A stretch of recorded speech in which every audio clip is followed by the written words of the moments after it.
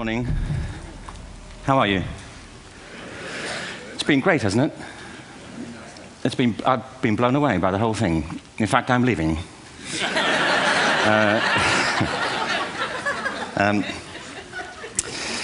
There have been three themes, haven't there, running through the conference, which are relevant to what I want to talk about. One is the extraordinary evidence of human creativity in all of the presentations that we've had and in all the people here. Just the variety of it and the range of it. The second is that it's put us in a place where we have no idea what's going to happen in terms of the future. No idea how this may play out. I have an interest in education. Actually, what I find is everybody has an interest in education. Don't you? I find this very interesting. If you're at a dinner party and you say you work in education, actually, you're not often at dinner parties, frankly, if you work in education. You're not asked, and you're never asked back, curiously. That's I think it strikes me.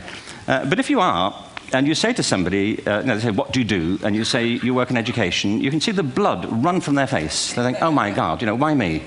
It's my one night out all week. But if you ask people about their education, they pin you to the wall. Because it's one of those things that goes deep with people. Am I right? Like religion and money and other things. So I have a big interest in education, and I think we all do. We have a huge vested interest in it, partly because it's education that's meant to take us into this future that we can't grasp. If you think of it, children starting school this year will be retiring in 2065. Nobody has a clue, despite all the expertise that's been on parade for the past 4 days, what the world will look like in 5 years' time. And yet we're meant to be educating them for it. So the unpredictability, I think, is extraordinary. And the third part of this is that we've all agreed, nonetheless, on the really extraordinary capacities that children have, their capacities for innovation. I mean, Serena last night was a marvel, wasn't she? Just seeing what she could do. And she's exceptional, but I think she's not, so to speak, exceptional in the whole of childhood. What you have there is a person of extraordinary dedication who found a talent. And my contention is all kids have tremendous talents, and we squander them pretty ruthlessly. So I want to talk about education, and I want to talk about creativity. My contention is that creativity now is as important in education as literacy, and we should treat it with the same status. Thank you.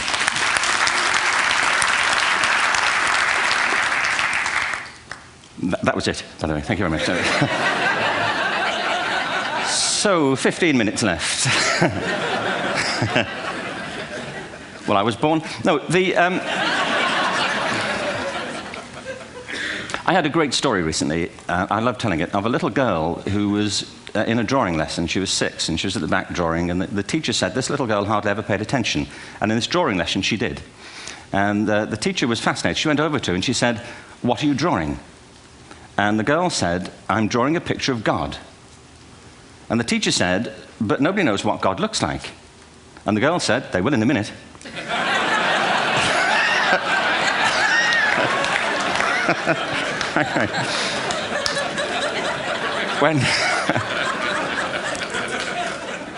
When my son was 4 in England, actually he was 4 everywhere, to be honest. I mean, if we're being strict about it, wherever he went, he was 4 that year. But he was in the Nativity play. Do you remember the story? No, it was big. It was a big story. Mel Gibson did the sequel. You may have seen it. I don't know. It was Nativity 2. But James got the part of Joseph, which we were thrilled about. We consider this to be one of the lead parts. We had the place crammed full of agents and T-shirts. James Robinson is Joseph. He didn't have to speak, but do you know the bit where the 3 kings come in? They come in bearing gifts, and they bring gold, frankincense, and myrrh. This really happened. We're sitting there, and they, I think, just went out of sequence. Because we talked to the little boy afterwards and said, "Are you okay with that?" And they said, "Yeah, why was that wrong?" They just switched. I think that was it. Anyway, the 3 boys came in, little 4-year-olds with tea towels on their heads, and they put these boxes down. The first boy said, "I bring you gold." And the second boy said, "I bring you myrrh." And the third boy said, "Frank sent this."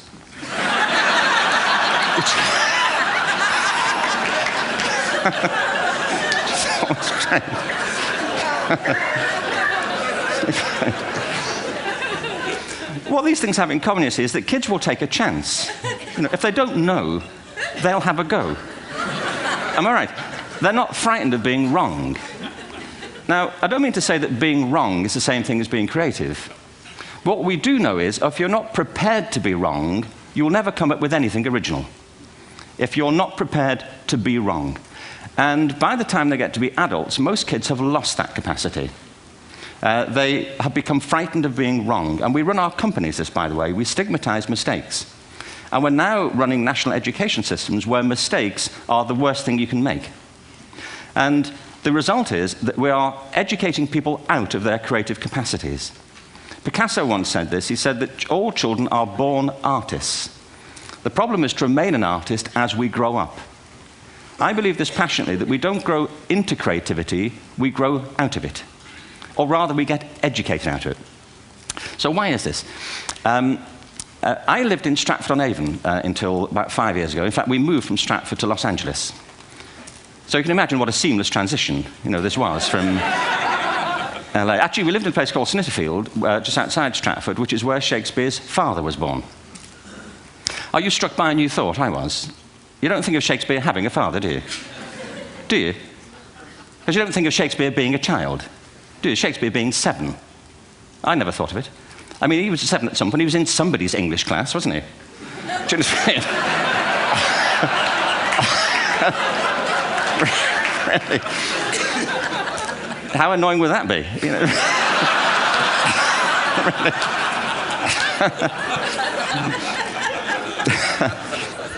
Must try harder.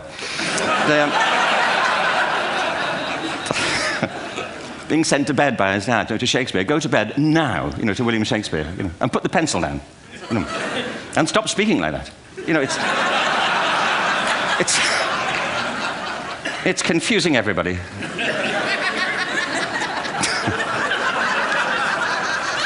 Anyway,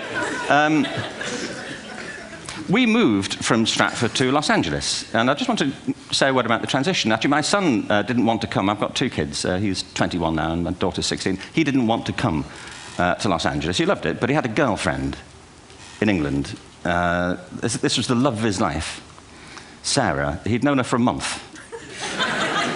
Mind you, they'd had their 4th anniversary by then, because it's a long time when you're 16. Anyway, he was really upset on the plane. He said, "I'll never find another girl like Sarah."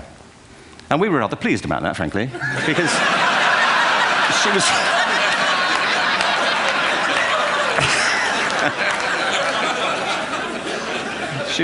she was the main reason we were leaving the country.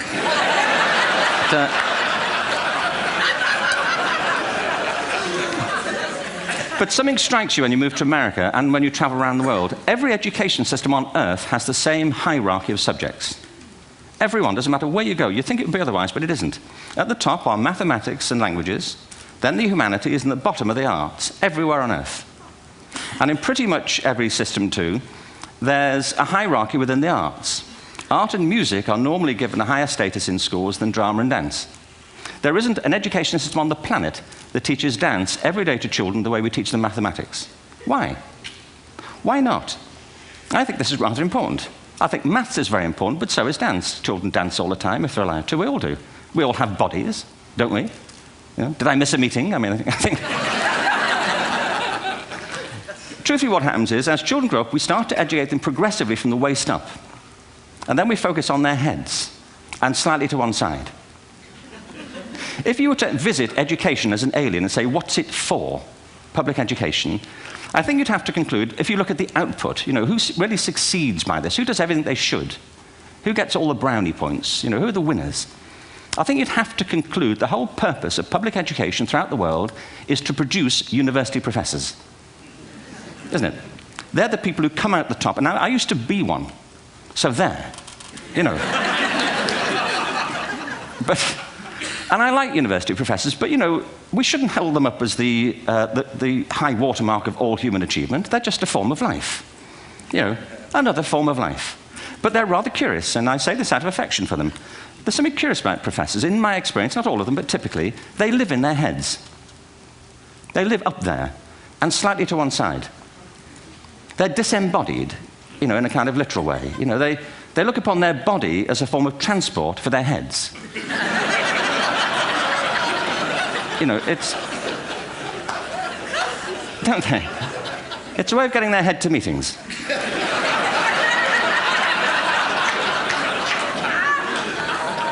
If you want real evidence of out-of-body experiences, by the way, get yourself along to a residential conference for senior academics and pop into the discotheque on the final night. And there you will see it, grown men and women writhing uncontrollably off the beat, waiting to it ends so they can go home and write a paper about it. Now, our education system is predicated on the idea of academic ability. And there's a reason. The whole system was invented around the world. There were no public systems of education really before the 19th century. They all came into being to meet the needs of industrialism. So the hierarchy is rooted on two ideas. Number one, that the most useful subjects for work are at the top. So you were probably steered benignly away from things at school when you were a kid, things you liked, on the grounds you would never get a job doing that. Is that right? Don't do music, you're not going to be a musician. Don't do art, you won't be an artist. Benign advice, now profoundly mistaken. The whole world is engulfed in a revolution. And the second is academic ability, which has really come to dominate our view of intelligence because the universities designed the system in their image. If you think of it, the whole system of public education around the world is a protracted process of university entrance. And the consequence is that many highly talented, brilliant, creative people think they're not, because the thing they were good at school wasn't valued or was actually stigmatized. And I think we can't afford to go on that way. In the next 30 years, according to UNESCO, more people worldwide will be graduating through education than since the beginning of history. More people. And it's the combination of all the things we've talked about, technology and its transformational effect on work, and demography and the huge explosion in population. Suddenly, degrees aren't worth anything. Isn't that true? When I was a student, if you had a degree, you had a job. If you didn't have a job, it's because you didn't want one. And I didn't want one, frankly. So, but now, kids with degrees are often heading home to carry on playing video games because you need an MA, where the previous job required a BA, and now you need a PhD for the other. It's a process of academic inflation, and it indicates the whole structure of education is shifting beneath our feet. We need to radically rethink our view of intelligence. We know three things about intelligence. One, it's diverse. We think about the world in all the ways that we experience it. We think visually, we think in sound, we think kinesthetically, we think in abstract terms, we think in movement. Secondly, intelligence is dynamic. If you look at the interactions of a human brain, as we heard yesterday from a number of presentations, intelligence is wonderfully interactive. The brain isn't divided into compartments. In fact, creativity, which I define as the process of having original ideas that have value, more often than not, comes about through the interaction of different disciplinary ways of seeing things. The brain is intentionally, by the way, there's a shaft of nerves that joins the two halves of the brain called the corpus callosum. It's thicker in women. Following on from Helen yesterday, I think this is probably why women are better at multitasking. Because you are, aren't you? There's a raft of research, but I know it from my personal life. If my wife is cooking a meal at home, which is not often, thankfully, but if she's doing... No, she's good at some things. But if she's cooking, she's dealing with people on the phone, she's talking to the kids, she's painting the ceiling, she's doing open heart surgery over here. If I'm cooking, the door is shut, the kids are out, the phone's on the hook. If she comes in, I get annoyed. I say, Terry, please, I'm trying to fry an egg in here. Really.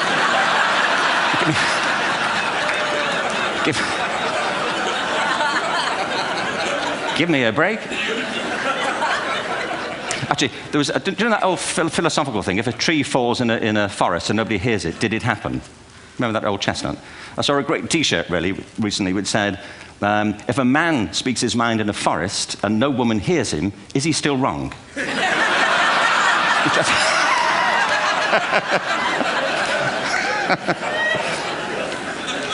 And the third thing about intelligence is it's distinct.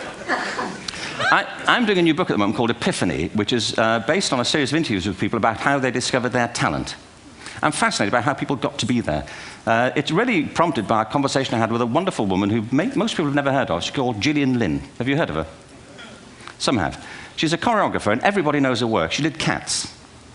and Phantom of the Opera. She's wonderful. I used to be on the board of the Royal Ballet in England, as you can see. And anyway, Jill and I had lunch one day. I said, how'd you get to be a dancer? And she said it was interesting. When she was at school, she was really hopeless. And the school in the 30s wrote to her parents and said, we think Gillian has a learning disorder. She couldn't concentrate, she was fidgeting. I think now they'd say she had ADHD. Wouldn't you? But this was the 1930s, and ADHD hadn't been invented, at this point, so it wasn't an available condition. People weren't aware they could have that. Anyway, she went to see this specialist. So this oak-panelled room, and she was there with her mother, and she was led and sat on this chair at the end, and she sat on her hands for 20 minutes while this man talked to her mother about all the problems Gillian was having at school. And at the end of it, because she was disturbing people, her homework was always late and so on, little kid of 8, in the end, the doctor went and sat next to Gillian and said, Gillian, I've listened to all these things that your mother's told me. I need to speak to her privately. So he said, wait here, we'll be back. We won't be very long. And they went and left her. But as they went out the room, he turned on the radio that was sitting on his desk. And when they got out the room, he said to her mother, just stand and watch her. And the minute they left the room, she said she was on her feet, moving to the music. And they watched for a few minutes, and he turned to her mother, and he said, Mrs. Lynn, Gillian isn't sick. She's a dancer. Take her to a dance school. I said, what happened? He said, she did. I can't tell you how wonderful it was. We walked in this room, and it was full of people like me. People who couldn't sit still. People who had to move to think. Who had to move to think. They did ballet, they did tap, they did jazz, they did modern, they did contemporary. She was eventually auditioned for the Royal Ballet School. She became a soloist. She had a wonderful career at the Royal Ballet. She eventually graduated from the Royal Ballet School, found her own company, the Gillian Dance Company, met Andrew Lloyd Webber. She's been responsible for some of the most successful musical theatre productions in history. She's given pleasure to millions, and she's a multi-millionaire. Somebody else might have put her on medication and told her to calm down. Now, I think...